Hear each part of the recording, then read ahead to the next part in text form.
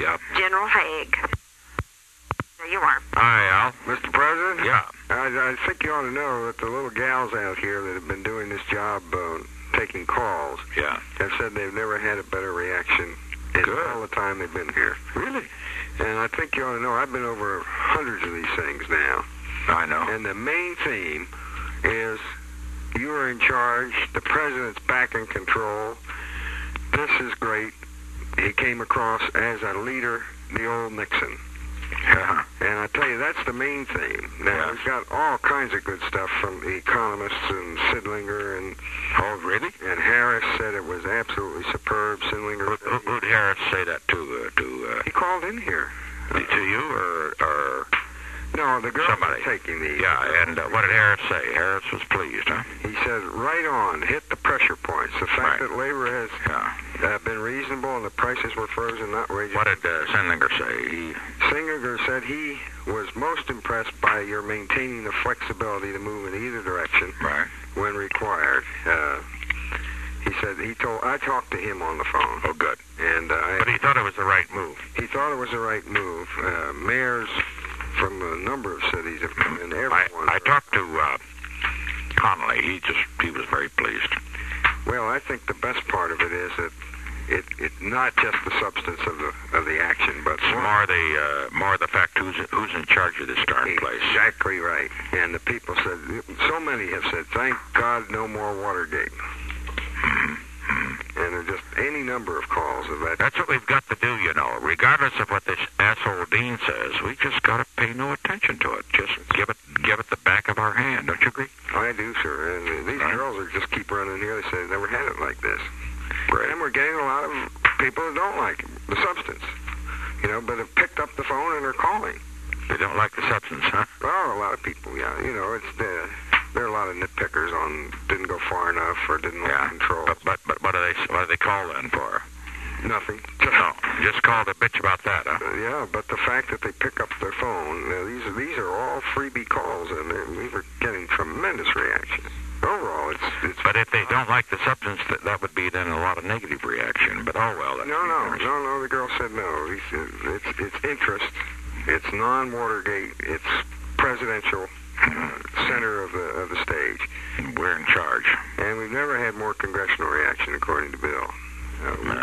They're just calling right and left here. Are they really? Yes, sir. Good. And they had a gang over there at Divine's tonight, a hell of a gang, a party for him, and they said it was roaring applause. Where? At what? At Divine's. They're all for it? Yep. Good. Very strong. Very strong. Good. So that's good. Well, we struck two blows today. The thing over in Paris was not insignificant. No, indeed. And it made the evening shows, and we went with this tonight, and so it's just as well to give them a double jolt right at the moment, because the time that all of our enemies are going to trot out their little soft-headed Dean. Good God. Well, This thing is getting sickening, though. I'm getting so tired of hearing Bizarre and the rest. I mean, they have to bring it into me. What's Dean going to say? But what the hell does difference to make? That's the amazing part of all these comments. They all said, we're sick of Watergate. The president's back in charge. This is the old Nixon. The president has real reason to be proud. He did an excellent job. Firm, confident, seemed like the sensible man we've always had.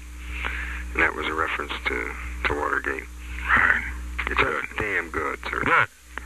Well, okay. Have a good sleep. Fine. Thanks, Al, for calling. You don't want any more calls, do you, or would you like some more?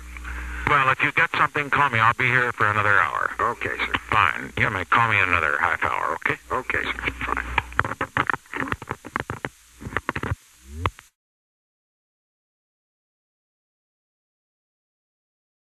Hello? Mr. Lou Harris. Okay. You are. Hello, Lou? Mr. President? How are you? Well, I just wanted to tell you that if Chuck-Colson gave you a call, because he usually checks on these things, tell him you've talked to me, will you? Yes, sir, I will. Okay. I'd say your speech tonight was right on the button. You thought it was the right thing, huh? Yes, sir. Yes, sir. Well, we had to do it, you know. This was the time. I've noted your polls and watched them very closely, but there wasn't, and you don't do it just because of the polls, but there at times are things to do that are right, and you do it. I think that's right. I think despite what all the economists said, I think the people were hurting on this, and Right. I think the thing that surprised me, and I think fits perfectly, is the freeze on prices. But in effect, you're saying the wage settlements are going quite well, and you're giving people a chance.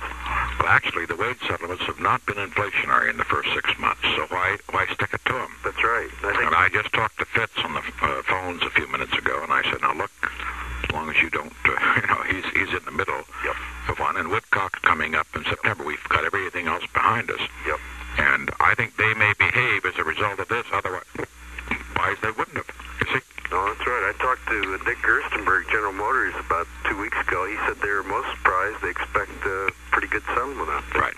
But you see, if on the other hand, these guys were faced with an escalating consumer food price thing, they couldn't make that kind of a deal. That's the reason we had to do this, or otherwise we'd have not only a demand pull inflation, but a cost price inflation. Right. And then you've got the worst of both worlds. So that was one of the reasons I had to do this. And I thought you're giving people assurances that in phase 4 you want to keep both gasoline and food. That's right. This is really where people are hurting and worried. That's right. And I thought it just hit it just right. And I think they'll understand not exporting food. I think their instincts. But we got to hit that right. We're working on that, and I hit that hard with the leaders. I met with them. Did you? I think I got an assurance, from Albert and Mansfield that they would act quickly on that piece of legislation, because it doesn't, I don't want to do the foreigners in, because like you, I'm an internationalist. But on the other hand, you cannot have a sort of a hemorrhage of our soybeans and the rest at a time. Steak soybeans, $3.10 in January, and now they're $11. Well, that's ridiculous. And that, of course, as you know, is the major food used for fattening cattle. And that's a large part of it is exported, is it? Oh, this is the point. Yep. Our soybeans are going to Europe and to Japan. Well, anyway, I'd say you're right on the beam on this one, Mr. President. Well, I appreciate it very much, and it'll help a great deal. I think what it does is really it gives people assurance where they've been mighty worried, and I think really sets it up for the Brezhnev thing too. And I'd say those two together. That's going to be a very important visit. I couldn't go into details, but I can just tell you for your information, it is not going to be insignificant. Shall we put it that way in British understatement? Right. Well, and it'll be good for the peace of the world. Well, they came to me. I told Al-Haig this to ask me if I'd do a poll, which I'll have Tuesday, but on what the public thought of his visit, and I'll let you. Well, a lot of them will be against it. You've got several problems. The Eastern Europeans. You've got this damnable thing about the exit thing, which I worked out with him, and pretty well, and I'm going to be very tough with him on that. But beyond that, the more important thing is that this means the two superpowers finally have been making some progress toward handling problems that not only would get them in conflict in Europe, but the Mideast and other places, and that is a tremendous achievement. You know it. It has to be done. No, it's really, this is the historic thing about, I think, your whole period here, that right. In China, and I'd say that, we found consistently a good 75% of the American people want this continued. They really. I noticed that. Yeah. And I think they support the foreign policy and disapprove the domestic policy. but the Russians came to me and wanted to know. I guess they were asking about Watergate. Really, they didn't quite do it directly. Yeah.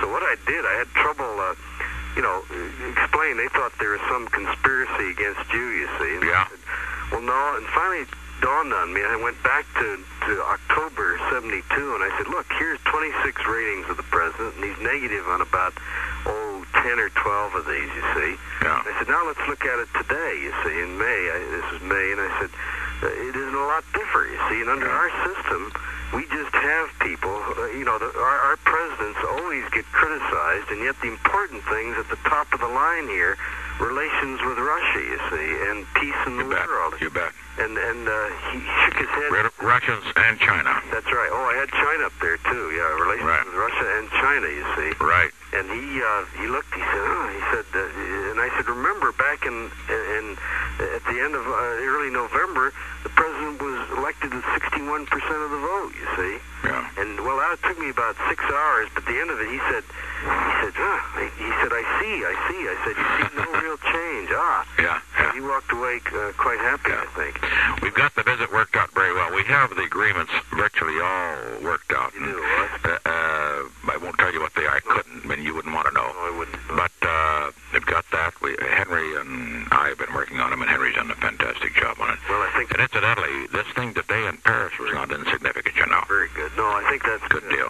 But the Russian visits on the agreements, it isn't just going to be on nuclear, on control of nuclear, it isn't just SALT. It's going to be more than that, I can assure you. Tremendous.